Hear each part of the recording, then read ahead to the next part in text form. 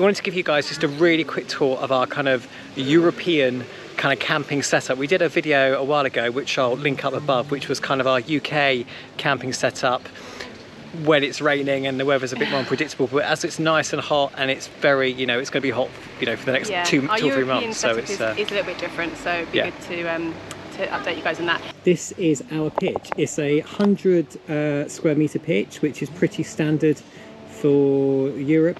We've got our van here, and as you can see, we don't have our drive-away awning, woohoo, which is great news because there's no faffing about trying to get in and out. So we've just got a roll-out awning here, which works really nicely, gives us lots of shade. We've got the roof box on, we've got our bodyboards and wetsuits in there, but it still goes up perfectly fine. Over here we have our washing line, which I put up earlier between 2 trees whilst getting covered in ants, which was fun. We have our bicycle helmets up there on the clips. We've got a few fairy lights up, and we've got our 2 tables. Now, I wasn't sure about bringing 2 tables, but Karina convinced me, and I'm glad she did, that 2 tables would be best. It's really, I think, again, just with the whole, you know, again, we don't have the aircon in the van. You want to cook outside. Actually, we've hardly cooked inside. We've maybe done it once or twice. Mostly we're cooking outside, just on our little portable gas I think hob. If anything, we could do with 2 of those. We probably could, and it's just being outside in the shade is kind of where you want to be perfectly honest. So I kind of anticipated that we would need that extra outdoor space, and we really utilised that. Probably something else to talk about. Yes, this actually, is great. This was a purchase that we got for coming away this time. They're not cheap. I got this off Amazon. I think it was about £25 for the actual unit, and you get little butane gas canisters. We should say what it is. Yes. So basically, it's an anti-mosquito, anti-bug bitey thing. It's like, it basically creates like a vapor out of the top that they don't like. So you get these like little filters patches, that kind of go into the top here, and then you turn it on. There's a little pilot light that you can see in there, and it kind of releases this vapor. Just show where the gas canister goes in the bottom. So in the bottom. And you can see you can store the extra kind of filters up top, and the gas canisters just go in there. So we have a dual approach. We have this, and then we also have our citronella candle, which is just a really bog standard cheap home bargain citronella candle that I got. These other candles aren't citronella ones. These are the ones that we actually got at Montserrat. If anyone's actually watched the Montserrat video, these are the ones the kids picked up there. But yeah, this guy is great, and just having like a standard citronella candle. We have been bitten, but nowhere near as much as we did last year in Italy.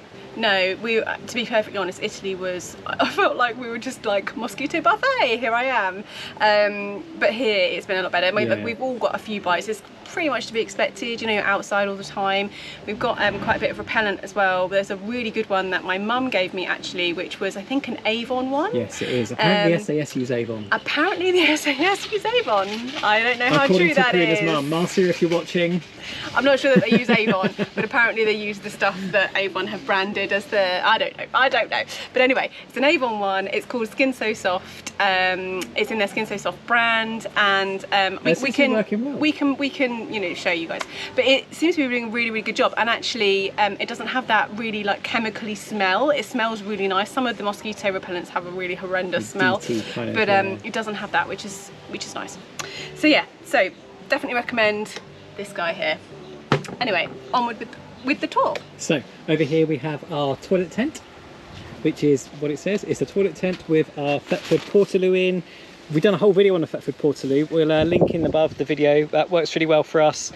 Yep. And here we have our antique Halfords outdoor travel fridge. Cool box slash fridge. It's an electronic, so you can plug it in. It does really well in the heat. We've got a couple of ice packs in there just to complement you know, the coolness of it. But it does really well. We keep it outside, and it does really well. Nothing's gone bad in it or anything. Yeah, I mean, obviously we've got the fridge inside the van, which is amazing. But it's, I mean, let's be honest, it's a bit small. There's a family of 4, and certainly because we are vegetarian slash vegan, plant-based, whatever you want to label it as, fresh produce. And so keeping that cool in this heat, I mean, you just can't do that. I mean, literally, we'd have like a day at a time. We'd have to go to the supermarket every day. So we need that extra fridge space. So for us, it's brilliant. It just fits in the van, and we just pop it outside, keep it sort of in a relatively shady position on site. So far, perfect. You can see we've put the sun reflectors and the thermal shade on the van already, just to stop the van getting so hot in the day. The kids are in there at the moment. Girls? Hi. Watching something on Netflix, no doubt. The teddy's up there. All the vents are open to keep the van nice and cool. Lotso is doing a good job of blocking some sunlight. My Ted ain't not Eden's. Yeah, and we've got our mi-fold, high-fold seats up here, fitting perfectly on the driver's seat, taking up a lot less space than the other big bulky ones. We still need to do a video on that, so we'll do that later. Fresh mango up there, which we got from a little shop earlier, which was lovely. And yeah, that's pretty much the standard camping setup in the van. Shower tent. Here is our shower tent. This was a purchase this year because before this we only had the toilet tent. We've got a separate shower change tent here now, and the shower tent. I think one of the other reasons for bringing 2 tents, one for the loo and one for the shower, was because we just kind of figured, like, you know, being on this particular trip we would be going to the pool a lot more and the beach a lot more, just having additional changing space, if nothing else. Like when you come back and you're all wet from the pool or whatever, or from the beach, it's just easier to have an additional space to get changed, rather than all of us all piling into the van all at the same time. So that's worked really well as well. And then I guess last but not least is probably our trailer. Yes, so this is our trailer we got off Facebook for a bargain price of £400. We were looking for a while for one of these, but I think this summer everyone's been after trailers and caravans and vans just so they can go out for longer staycations. In terms of what we use it for, you can probably see we've got tons of these kind all of our bedding, IKEA packing cubes, and basically we just put our bedding in there, which is brilliant because it means that whenever we rock up at a site, it's so easy. The seats go straight back, and we're almost instantly good to go in terms of like having the day set up. It takes like no time at all. So yeah, in here we've got bedding, we've got our, not our bodyboards, sorry, we've got our bedding, we've got our paddle boards down the bottom, and some extra water canisters, life jackets, so all the big kind of bulky items that take up all the room in the van. And then in the roof box on the top we've got our bodyboards and all of our beach gear. See, you might try to see up there. Yeah, so bodyboards, wetsuits. Don't know why I brought wetsuits. We ain't going to need wetsuits in this weather. But we are going up north later on the tour. We're going up north to Santander and Bilbao, and it's some really good surfing beaches. I think the weather is a little bit more. Apparently, it's like Cornwall. Like at home up there, so we may or may not. We'll see how we get on. Yeah, but we've got the space, so we bought them, and yeah, exactly. It's you either use them or don't use them. But yeah, basically all of our beach stuff goes in the top, and then that's pretty much it. And then obviously we've got the ladder. Yes, we've got the ladder there. Just a word of warning: if you have an awning, make sure you sweep it down if you're staying under cover before you roll it up. Otherwise, that happens. You get these horrible rips. It's obviously from a twig. That's going to cost a fortune to fix. We found out when we pulled up today, so I'm really gutted about that. But it's just a rookie mistake, isn't it? It's something I guess you live and learn. We haven't even got a broom big enough to sweep it. We've seen everybody else with these massive brooms kind of sweeping their awnings. And yeah, we didn't do that. I think the reason that we weren't really clear up on that is because we've never really stayed anywhere this hot for this length of time, where we've had to kind of be quite insistent on opting for shady pitches wherever we've been.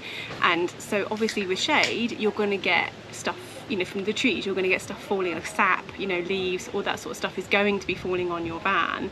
And you know, it's just presented a bit of a problem basically. And you did try, didn't you? we kind of, yeah, it's a gaffer tape job. We literally got our awning pole and gaffer taped our tiny little, because we've got a dustpan and brush, that's it, that's what we have. So we we taped that, and you kind of undid the roof, and we're trying to sweep it down, but it obviously hasn't done a good enough job, sadly. So but they've got some stuff at the shop, so we'll have a look see what they've got in there, because that shop looks really well stocked. Yeah, we're going to have to give it some TLC when we get home, give it a really good clean down and try and repair it. Hopefully we won't have any rain. Hopefully if we just tape it now, hopefully we can get a repair patch rather than having to replace the whole awning, but we'll have to see. Cool. Well, I hope this video has been helpful if you're coming to Europe on the holidays in your van, and I hope this has maybe given you some ideas of maybe how you could set it up. Please like and subscribe, and we'll see you guys again soon.